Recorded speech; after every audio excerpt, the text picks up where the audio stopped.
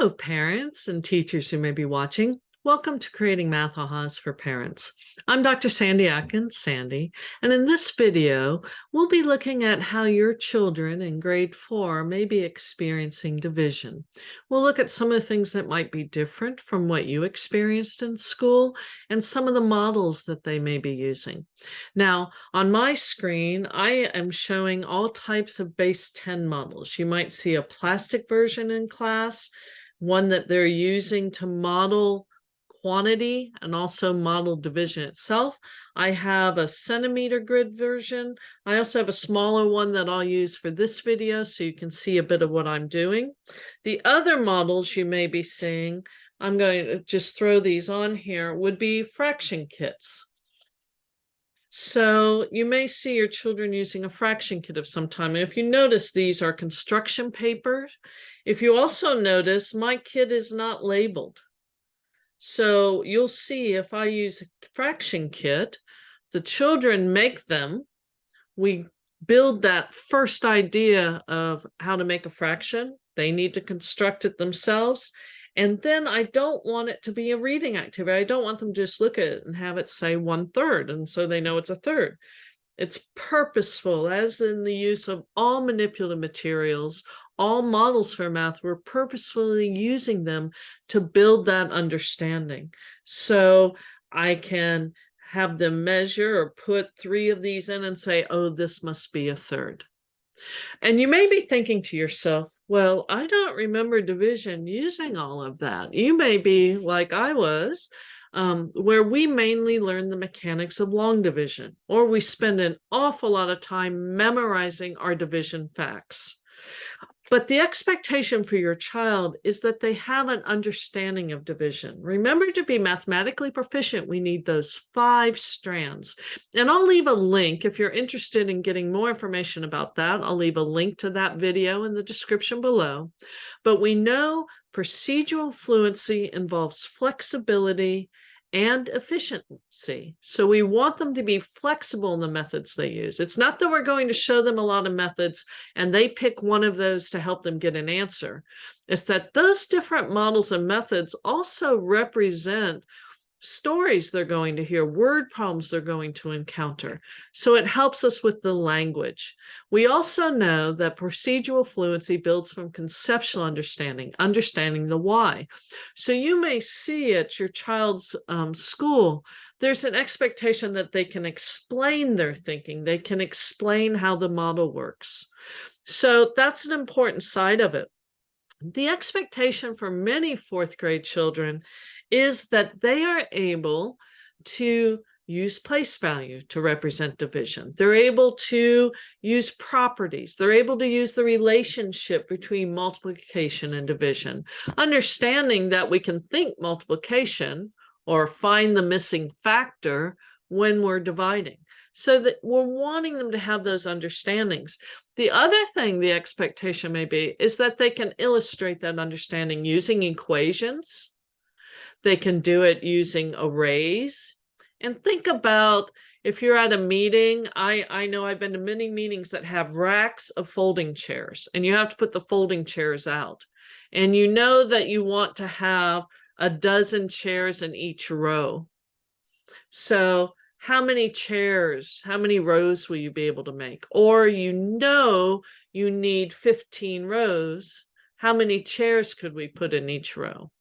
So you see, that's the array. It's having I picture those chairs forming an array. The other one they may need to use is area model. So we're going to look briefly at each of those. There is also an intro to division video that I'll leave the link in the description below that you can look and get a little bit more information. But I want to look at these different ones and keep in mind for this video 2 models of division, 2 meanings for division. One is partitioning, separating into equal groups, and we'll use that language sometimes. So you'll see that when I read an expression, a division expression, I might either use partitioning language, separating into equal groups, or quotitioning or measurement division is pulling off equal groups. So I'll read it one of two ways, and I'll try to point that out as we go. So let me try to move these manipulative materials to the side so they aren't in our way. And let's look at a couple of problems. So I want to look at a problem like, let's do 336. And we're going to separate that into 3 equal groups. Now, separating into equal groups makes sense to me when the divisor is a single digit. When the divisor becomes double digits, doesn't make sense to draw all those groups or pull off all those groups. Now, you may see that your child, when they were in grade 3, might have used a model like this, an equal grouping model. And this one, we could put the same number in each group, pull it down, and that's the multiplication side. We want your child to understand that multiplication and division are inverse operations. Now, see what I can do with this model. If this is multiplication and I pull it down, to show division, I can turn it around. I'm starting with that 300. So let's see if we can get some of these out. 336. So here's 100, 200, 300.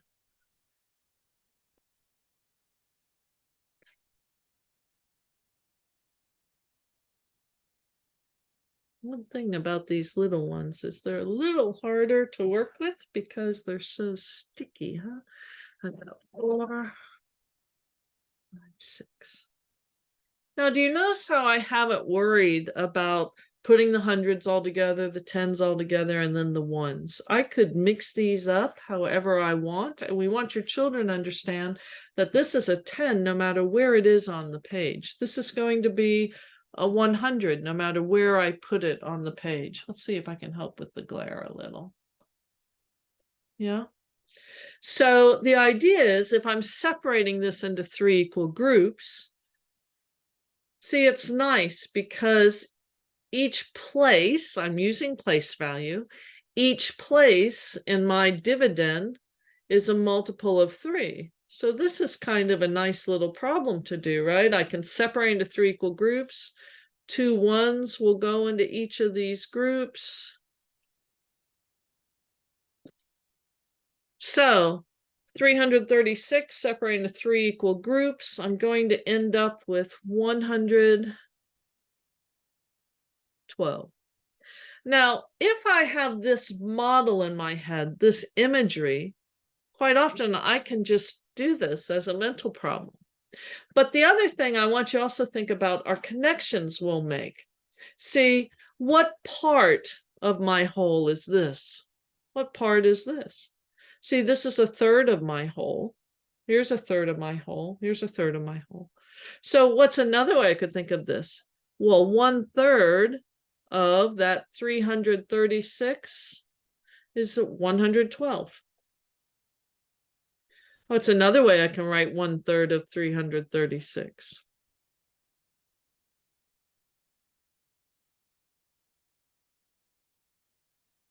So I'm sorry these are light. I hope you can see the 112. Now let me, instead of continuing to use this, we'll start off, but let's think, what if the problem had been 324 separated into 3 equal groups? See, I've got the 320 and 4 ones.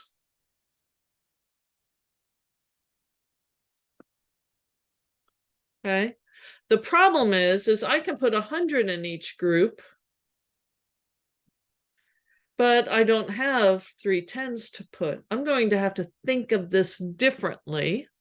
So same here. I'm going to have to think of this in a different way so I can separate. Well, how can I think of it? Instead of thinking of it as 2 tens and 4 ones, I'm going to need to think of it as 24 ones.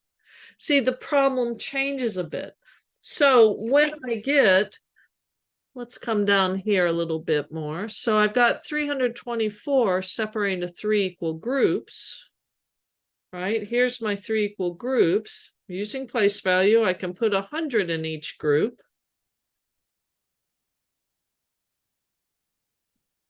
but I can't put tens. And when I draw the models, you might see me use this for the 100. I use that for a 10. I use this for a 1. And the reason is quite often as your children draw rectangles for each of these pieces, they all start to look alike. So it's easier and quicker just to use this model. So if I want to separate these 24 ones into each group, right? I'm going to start out with 5 in each.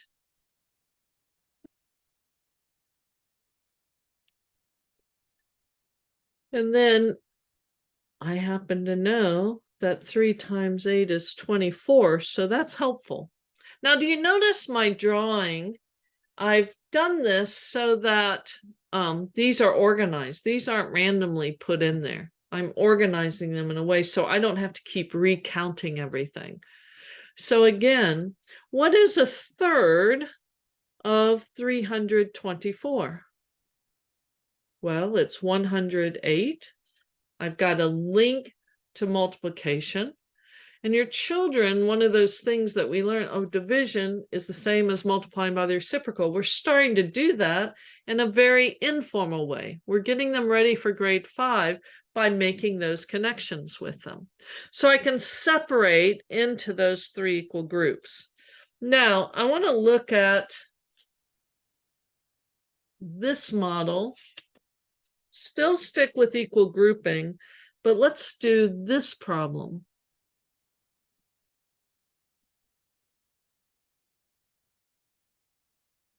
See, in grade 5, they'll be expected, and maybe you'll be doing this a little bit this year, your children, separating this into 3 equal groups.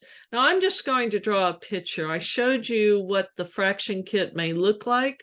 I'm drawing a picture that matches my fraction kit model. I apologize that my drawings aren't really precise, but I hope you'll get the idea. Here's 3.5. And I want to separate these into 3 groups. Okay. Now, think about what I can do. I can put a hole in each of these groups. So here's one hole. I've used up 3 of those holes.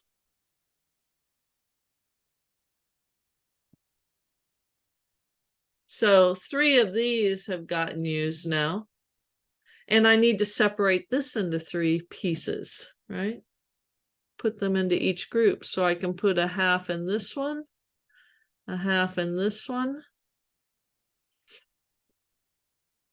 So what is 4.5 separated into 3 equal groups? What part of the whole was this? So a third of 4.5.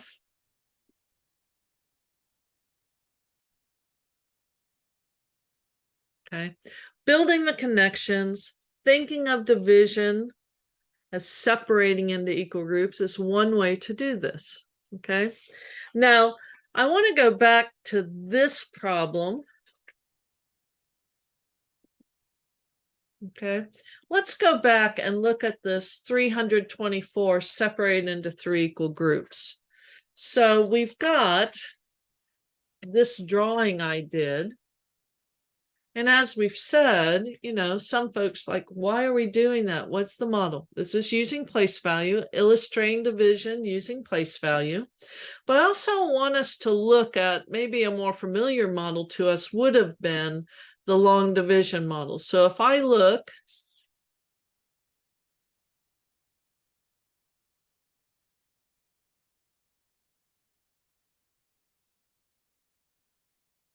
I hope you'll see when we do this, we aren't losing that model, we're illustrating it. We're building the understanding and then we can use it. Now think about what we did. I have 300s. I want to separate into 3 equal groups. How many can I put in each group? 1 of them. How many did I use up? I used up 3 of them. I don't have any left, but I do have 2 10s left. Can I separate my 2 10s into the 3 equal groups? No, not as they are. But I can rethink of 24 as instead of 2 10s and 4 ones, as 24 ones. And how many can I put in each group? How many of them did I use? I've used all of them. See, this is representing the long division algorithm that we learn, but it's doing it with understanding so that when they do get to this, they can explain what's going on here also. Now, I want to look at another model, which I mentioned was area model. And your students, in grade 4, depending upon where you live, division may just be focused on single-digit divisors. It's really extending that introduction they had in grade 3 to starting to use these different models into grade 4. And then they're building up using double-digit divisors, getting into some decimal and fraction division. But all of those, in many districts, they aren't learning that long division algorithm until a little later into middle school, partly so that they have the flexibility. So just think about some of these models. Now, I want to think about this problem again. But instead of thinking of it using those place value pieces and separating it into 3 equal groups, I want us to think of it more of an area. And again, this is a sketch. It won't be to scale. I apologize. But what's happened here is we have 3 as one of the side lengths. Pretend this was a nicely drawn rectangle. And I know the area is 324 square units. And my goal is to try to figure out this side length. Just trying to figure out what goes there. Now, think about what I can do. I can think of ways that I could separate 324 into multiples of 3, really. So it's easier for me to separate it. So I could think of it as 320 and 4. I could use expanded form, but this isn't a multiple of 3, nor is this. So that way of thinking of 324 doesn't work. But I could think of it as 300, and I could think of it as 24. See, the idea is the whole area has to add up to 324, but I could cut it. And I could make this part of the area be 300, and this part of the area be 24. Well, 3 by what has an area of 300? 3 by what, missing factor, has an area of 24? Now, notice what I use. This is called a number bond. It's just a way for me to illustrate how I can break a number up. And in this case, I'm breaking it up purposefully. This added up to my dividend. Each of these are multiples of 3. If from an equation point of view, you may see the same thing, but I could have written this as 300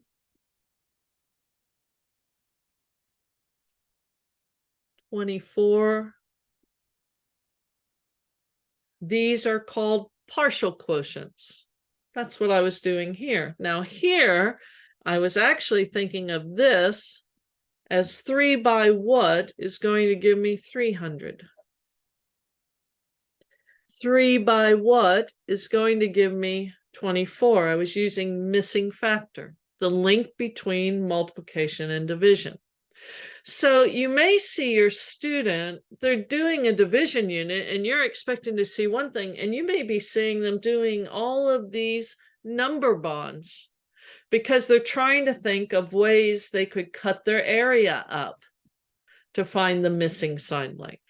Or they may be doing number bonds, so they use partial quotients because it's easier for them to divide 3 into 300, 3 into 24. Or they may start out with the partial quotient like this and then build the link to what the multiplication, using multiplication to find. So even though the unit may be called division, you may be seeing lots of different things, not just separating into equal groups, but also working with area models and things. Now, let's look at this one. Apologize. See, there's lots of different things I could do. I could separate this into equal groups. And if I picture this up here, here's the 441. That might help me think about that number bond model. But let's use that. 441. And I want to think of ways I can separate this into multiples of 3. Now, see, I tend to go with hundreds and tens and doubles of tens. I work that way. Or I know 1 3, maybe I can double it. Use things you can double and use. Now, if I use 100, I know 300 is a multiple of 3.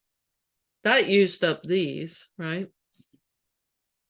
What's another multiple of 3 I know? I know 120 is a multiple of 3. So now I've used up 420. I'm left with 21. And that's a multiple of 3. Now notice how I'm being playful with number. I could have done this one. This would have been just as accurate.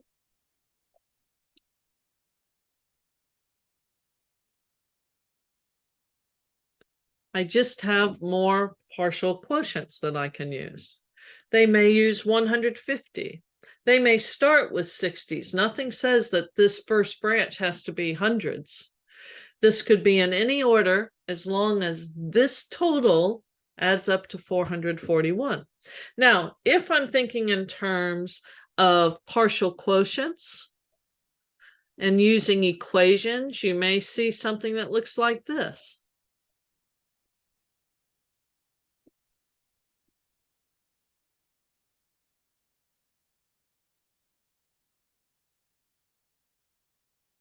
So this sum here is 441.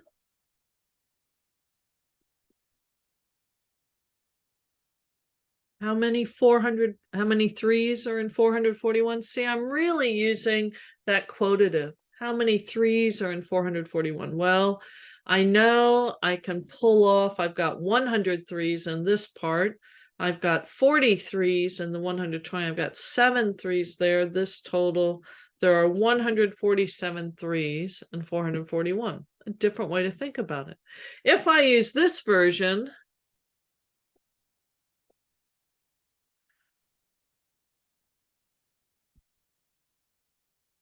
here are my partial quotients.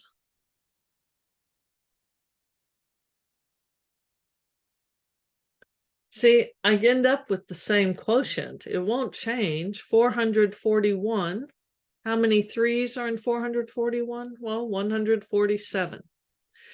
So one way I can approach this, I could have used this and thought about separating it into 3 equal groups, a partitioning model.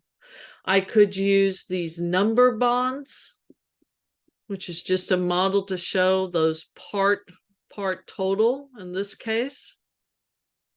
Okay, where these are the total of these is my dividend, but each one of these happens to be a multiple of 3.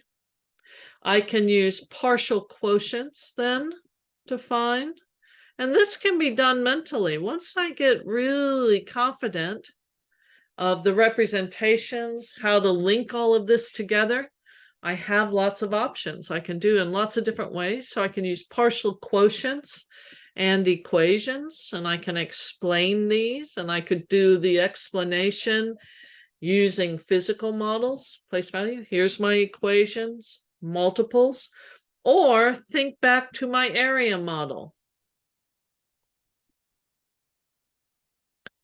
One side length is 3. How can I cut my area up to help me find this side length?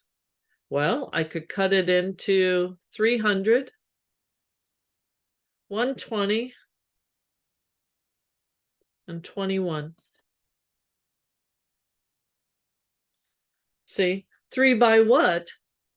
Now I'm thinking this way.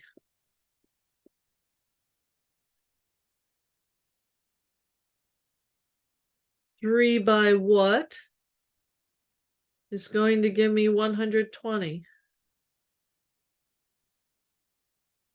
3 by what is going to give me 21? So this side length, this, and I could have let this be a question mark. I could let it be an A, a letter, a symbol, wouldn't matter. This total is still, so a rectangle that is 3 by 147 is going to give me that area of 441. So I hope that gives you some idea of what your child may be experiencing in terms of division, the playfulness of numbers, the number sense that we're hoping your child has to represent the different division models. Again, we are not eliminating this from their learning, but we're connecting it so they understand it when they do get to this. And in some districts, this will be maybe in grade 6 that they actually learn this model, but they will be learning all of these in grade 4 and extending it into mixed number, decimal division in grade 5. If you found this video helpful, I hope you will give it a thumbs up, like it, subscribe, click on the notifications bell so you know when other videos become available. And thanks so much for watching.